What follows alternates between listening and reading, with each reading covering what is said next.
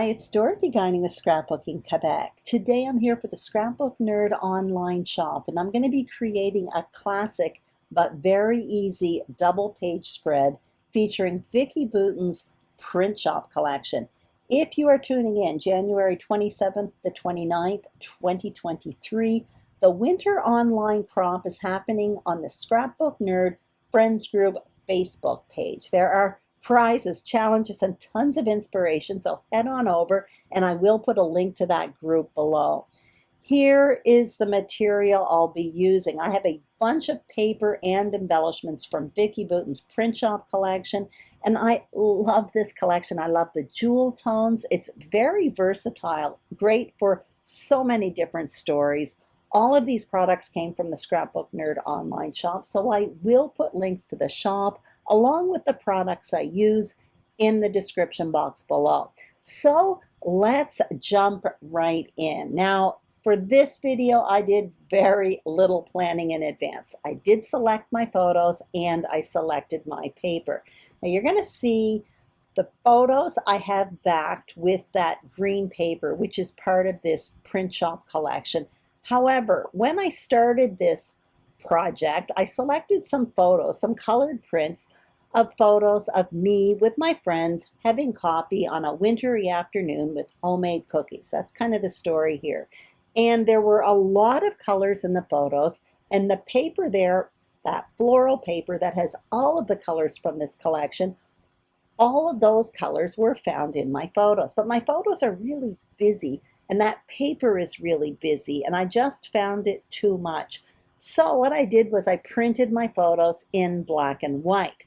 And even though there's still a lot in the photos, by removing the color, it seemed less busy. So for that reason, I go with black and white. Nevertheless, I did back my photos, the black and white ones, all except one, because I'm still holding out. At this point, I'm thinking I may add one color print, but I don't make that decision till much later on in this video. So what I know I want to do is line up these photos across the two pages and create a strong border at the top of the page that spans across the two pages. And that's a very easy way to create a double page spread, by creating a border that goes across the two pages.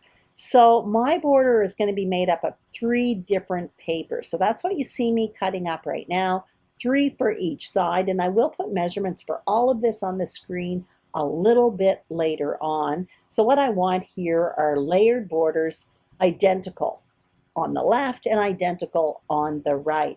At one point, I end up cutting myself a 4th strip of paper for each side. That floats around my desk for a while, but I don't end up using it. So now I'm placing everything on the page, including my layered borders, to give you an idea, and me an idea of where I'm going with this layout. And I do like it so far, so I'm happy with all of this. Now, before I adhere it together, I am going to apply a bit of ink to the edges of all of those border strips.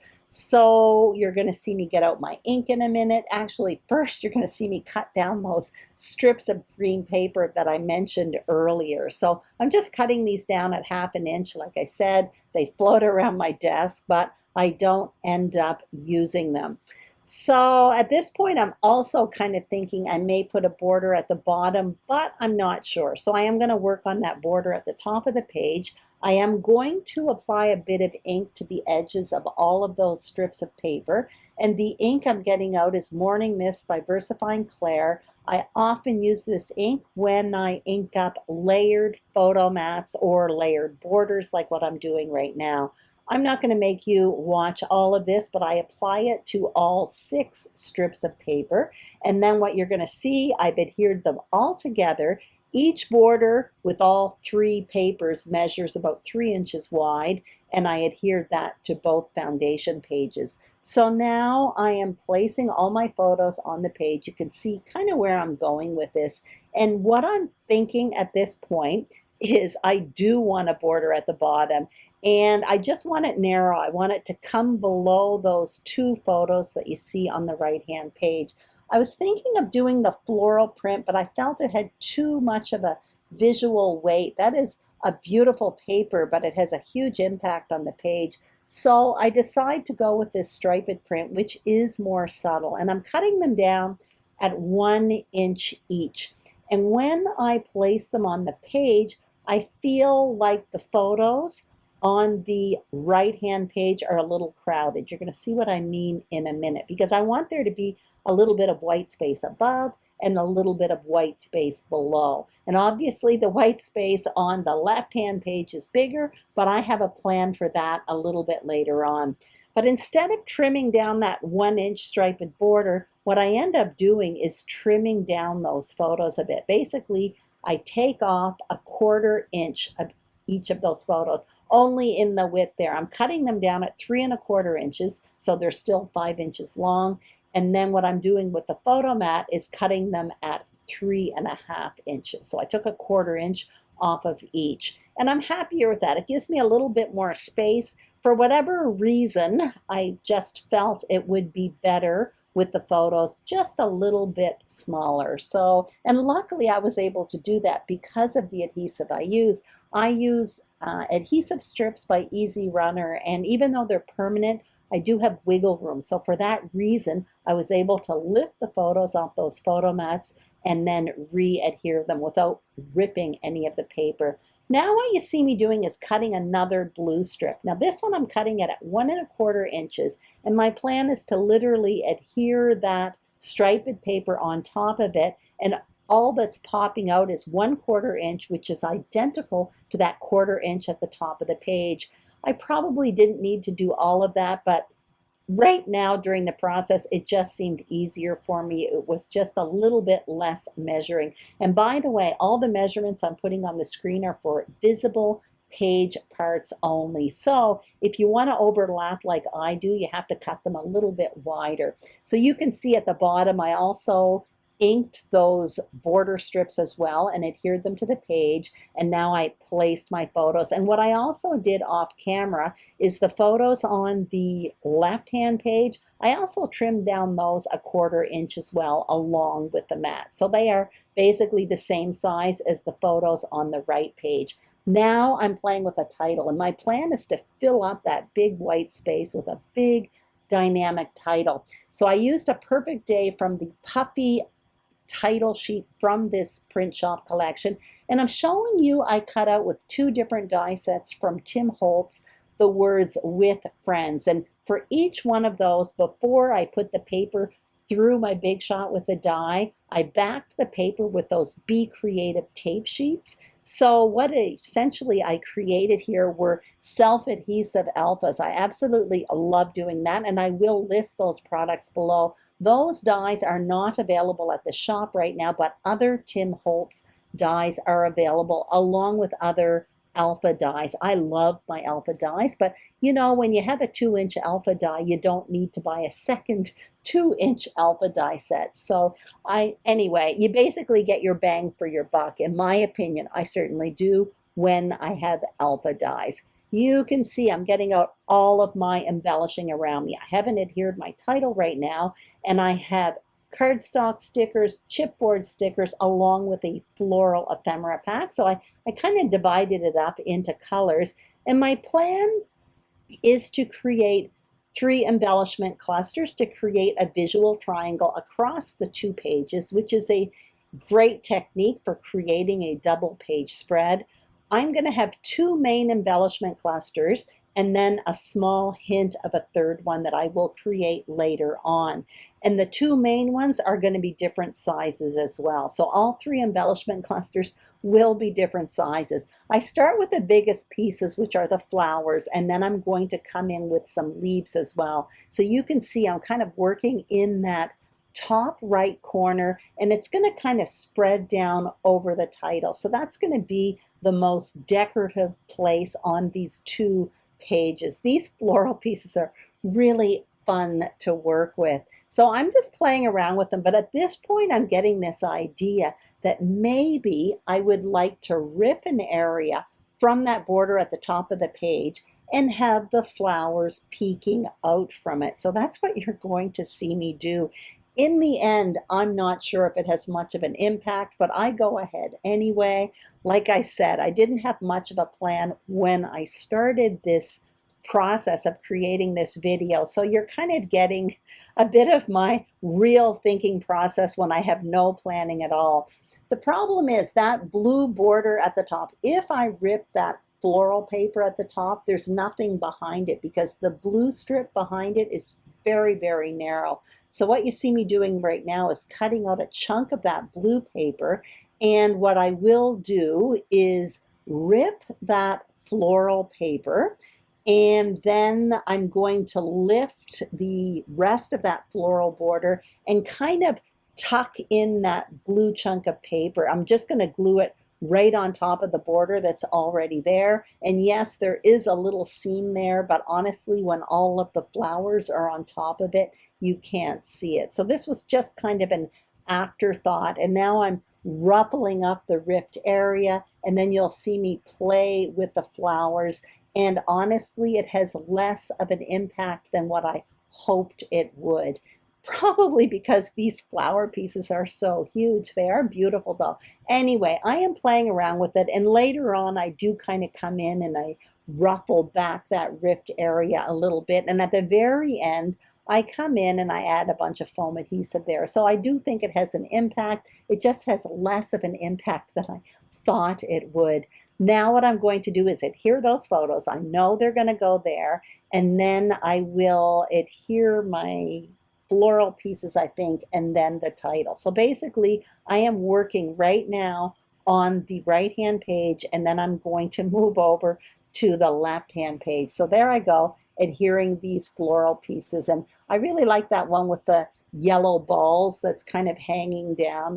I'm not sure what that is. I guess it's some kind of plant, but I do like the way that looks. I'm coming in with some leaves. Again, I feel like I'm kind of covering up that whole ripped area. So it's like, it's kind of like counterproductive what I'm doing here. But in the end, maybe you'll see it more in the still shots in the end, it does have a certain texture in that area.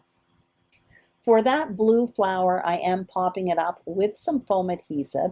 And now what I'm going to do is work on the title. So I actually start at the bottom here because I definitely want friends to more or less land on that border. And I'm placing it a little bit away from the photos. That's because I want the words to be kind of staggered. So I'm going to start with a little bit closer to the left, closer to the photos. So you can see these alphas are really, really straight. So I was using my T-square to keep those alphas really straight up and down. Now what you see me doing is just putting the word with on top of it. I love cutting out, die cutting alphas. Number one, you can do it with such small pieces of paper and in any color you want, and you never run out of a letter. So that's really, really fun. They also happen to pair really well with these title sheets. So this one here I'm using, it's A Perfect Day. I hope my title doesn't read A Perfect With Day Friends. Anyway, it's supposed to read A Perfect Day with Friends. So that's what it is in my mind anyway. I do end up kind of moving those flower pieces at the top to accommodate my A. Anyway, I don't know if you saw that or not. What I'm doing right now is moving over to the left-hand page. So I know those photos are going to go just underneath that border, and there's going to be a white space underneath it. And underneath there, that's where I plan to do my journaling. It's also where I plan to create my middle size embellishment cluster. I still haven't decided whether or not I'm going to use that color print on the left-hand page. So now I'm working with the florals there. So I am just basically repeating what is in the top right corner, but I'm trying to keep it smaller because I definitely want them to have different visual weights. So I'm more or less happy with that. I'm going to adhere all of this down. At this point, I decide I'm going to go with the black and white photo. Boring it may be, but I just happen to like it better. Anyway, now I'm adhering the flowers down and the leaves. And for that blue one, once again, I'm going to pop that one up with a bit of foam adhesive. Now, at this point, I definitely need my journaling, of course, and I need some finishing touches. Usually I wait until the very end to add my journaling. However, for whatever reason, I feel this time the writing underneath that photo on the left-hand page is going to have kind of a decorative impact. So what I do is I stop the film and I go do my journaling because I don't want to add my finishing touches before adding my journaling in this case, because I think it's going to have a decorative impact. So off camera, what I did was I wrote my journaling on the computer, I printed it on vellum, and I kind of justified it to the right, and then I ripped it and adhered it underneath those photos. And now I'm coming in with some finishing touches. So basically what I did was I went into the chipboard sheet, I put a flower and 2 leaves in that bottom right-hand corner. So that's my tiny embellishment cluster and a repetition of the 2 other embellishment clusters. I also went in and put some butterflies, chipboard butterflies, in each one of those floral clusters. And now I'm coming in with a little bit of foam adhesive and I'm popping up some of those flowers along with the leaves. So that basically is it. Here is the finished layout, and off camera, I added a blue leaf to each of the 2 main clusters, and I also adhered a sticker tab to the middle photo on the left and a sticker in the cluster in the bottom right. But that is basically it. I hope I've inspired you to do some scrapbooking. If you enjoyed this video, I'd greatly appreciate a thumbs up. If you haven't subscribed to the Scrapbook Nerd YouTube channel, we would be thrilled if you did. The same thing for my channel, Scrapbooking Quebec. Don't forget to check out the Scrapbook Nerd online shop for these fun supplies and more. Also, head on over to the Scrapbook Nerd Friends Group Facebook page. We have an online crop happening January 27th to 29th, 2023, and you have an extra week to complete your challenges. Take care, and I will see you soon on YouTube. Bye-bye.